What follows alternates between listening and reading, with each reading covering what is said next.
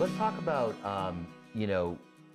food service and, the evolution that you've seen over like last 10 years.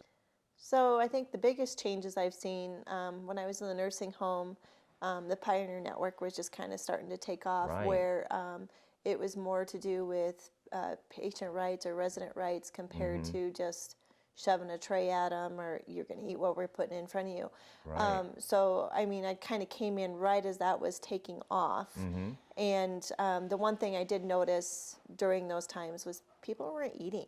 Right. And I noticed that when I was a cook, even way before I became the CDM in that facility.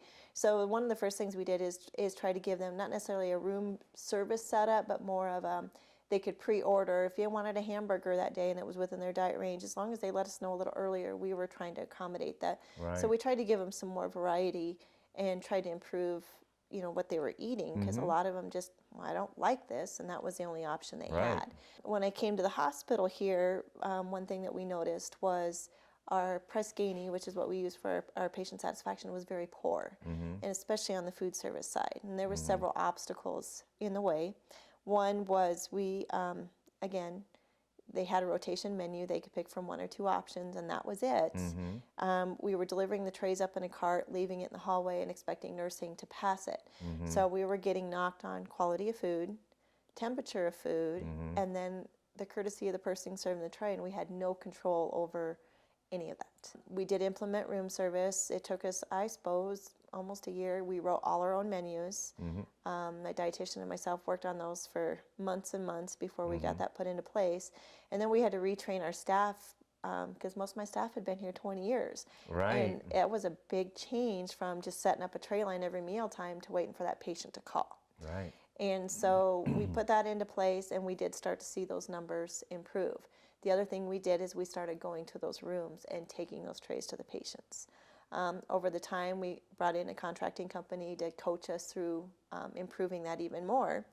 We took and started, we gave them scripting, we gave them the tools, and we went from, just slamming a tray in there, and our press Ganey scores running at about the 13th percentile, to we haven't dropped below the 90s in the last 6 years. Wow. So it really made a change. Sure. But as we improved there, we had more people in the community coming in because those changes were also reflected in our cafe. Mm-hmm. We had more staff eating in. We ended up picking up a contract for the local detention center, the jail, and they came to us, said, hey, your food's great, we want to offer that to our inmates. Mm-hmm. And we did that for multiple years. We became the caterer of choice in town just because, we were a hospital for, that was Sure. crazy, especially in a critical access hospital, Right. that we were able to. So I started with 8 staff, and I think at my peak I was up to 25, Right. just in that department, trying to balance all of those. So Mm. it's grown just really quick, especially in Mm-hmm. the last 10 years. Mm-hmm. Just the expectation for food service. People are watching the Food Network. They have their Yes. preferences. They don't want just institutional food anymore.